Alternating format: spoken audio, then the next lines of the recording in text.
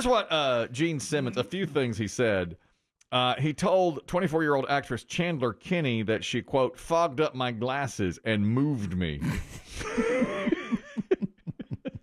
Not just with your gyrations, but also with your beautiful face. You could say that better than I do. You do such a nice impression of Gene. You fogged up my glasses with your gyrations. People were really mad about that. They did not like that at all. Well, that's not the tone of the show.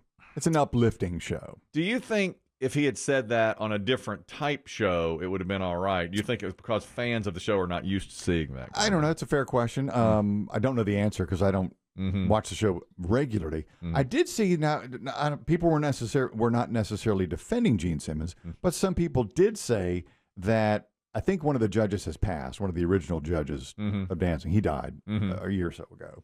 And they said that they need a tougher judge because everything is kind of fluffed. Too fluffy.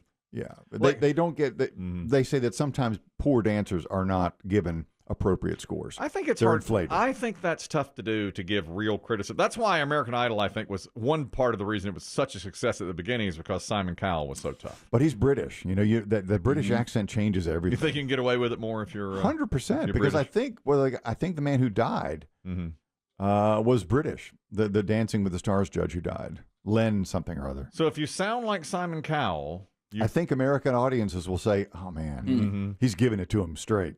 Well, you know, we interviewed one time. You are the least funny person I've ever heard on the radio. It stings, doesn't it? Well, yeah. That's a little rude. Now have Gene Simmons say it. You're the least funny person I've ever heard on the radio. That stings. That's more rude. That's worse. And we've interviewed Gene Simmons, and he probably did. Paul Stanley.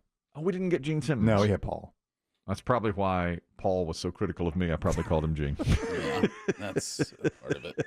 Yeah. Remember Paul went through his painting phase? Oh, that's right. And he was interviewed by us. You know when they're down to being interviewed by us.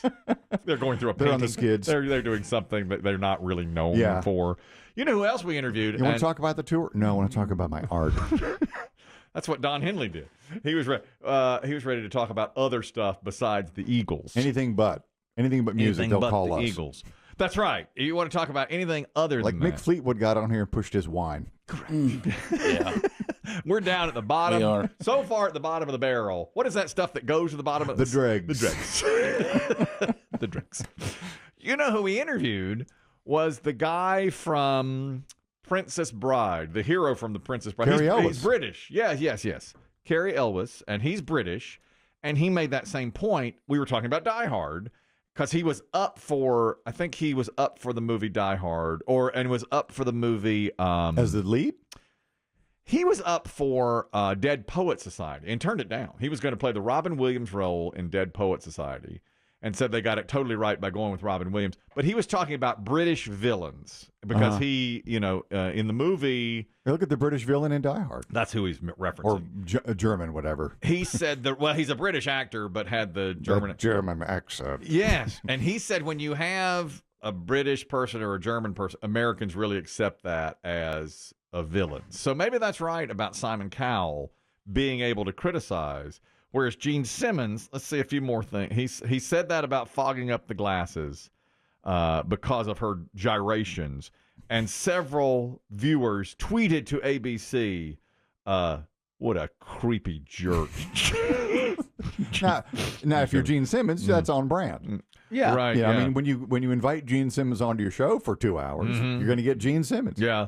And then another said, how dare you, ABC, put this creepy, gross uncle who corners people at a reunion on television to give criticism to the wonderful Chandler Kinney. That's a deep insult. Deep dive insult. Very personal. Another said Gene Simmons is seriously sucking all the energy out of the ballroom with his creepy comments about female dancers. ABC. Thank you. ABC hasn't commented on this. No, I don't think they will. Neither has Gene Simmons. They haven't said anything about it. I did see one more Dancing with the Stars. Do you remember the woman who was the first eliminated? She was the woman with the ankle bracelet. Yeah. Delvey? Yeah, yes. Anna Delvey, yeah. And her classic exit interview after she was eliminated from the program. Fantastic. Julianne Hough, the host, asked Delvey, now that your time here has come to an end, what have you learned? What are you going to take away from this competition? Nothing. Classic. So Delvy's dance partner, who's also eliminated, he got the word nothing tattooed on his back. Wow. So he takes away nothing. Nothing. Also, What are you going to take away from this competition? Nothing. perhaps the best answer ever given. Yeah. So when someone asks him now, what did you take away from your time with her? He'll just turn around and point to his Point shoulder. at his back. Nothing. Fantastic. That's always, you try to bluff and make something up. You don't have to. Sometimes the best answer is the truth. The best answer is absolutely What nothing. are you going to take away from this competition? Nothing. I have been asked many times, what does this event do for the community? And I have to sit there and flim-flam. It brings people together. Time spent outside. Nothing. Nada. What does your show do for the community? Nothing. Nothing. We don't have to say, to reach out a hand out. Nothing. Nothing. It does nothing for this community. Here's the dance. I like this. Not Dancing with the Stars. The Green Day news. Green Day has an album called Dookie. Probably familiar with it. They're doing something I think that's really clever. They're re-releasing the album Dookie, one track at a time, for its 30th anniversary. The album came out 30 years ago. And they are releasing what they call demastered versions of each song, individually loaded onto an outdated, inconvenient piece of technology. For instance, here are some of the songs and what they'll be on. Having a Blast is the name of a song on that record. They're releasing it on floppy disk only. All right. And they'll put it up on their website to buy the floppy disk. So 30 years ago, though, that would have been current floppy disks? Yes. The song Chump is only available on a Teddy Ruxpin doll. You can only get it. And that's the most expensive one, by the way, on the Teddy Ruxpin, because you have to order the doll. Yeah. Longview is a song on the album, available only on a doorbell. You can get it for your doorbell. Crazy. Okay. Basket Case is on a Big Mouth Billy Bass. Sassafras Roots on an 8-track tape. So you can get it on... Okay. When I Come Around, what you just heard is on a wax cylinder. I don't even know what that is. Those were, I think they made those before records. They're like... yeah. I think they were sort of almost like a Victrola, but more primitive. Some of them are on mini disc. One song is on an answering machine. You literally get the answering machine. I don't think they'll sell any product, but it's a good idea. It's a clever idea. Yeah, I think hardcore fans might, go on their website. Yeah, depending on the price, it might be fun if you really love that album. But you can't hear anything. Yeah. Most of the stuff you can't hear. You can't play. Most people can't play 8-tracks. Can't play an 8-track. But or wax cylinders. It'd be fun to display that, though, and just say you have True. it. I mean, if you're a Green Day fan. Some of the items are as low as $19. The Teddy Ruxpin is the most expensive. It's $99 if you wanted to buy that track on there.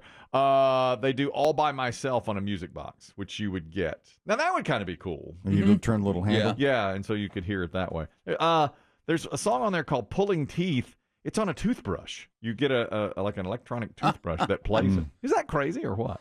I thought that was a pretty good idea. like That's that. the first band to ever do something like that I know of. And then Welcome to Paradise is on a Game Boy cartridge. So you can get that. Oh. Isn't that cool?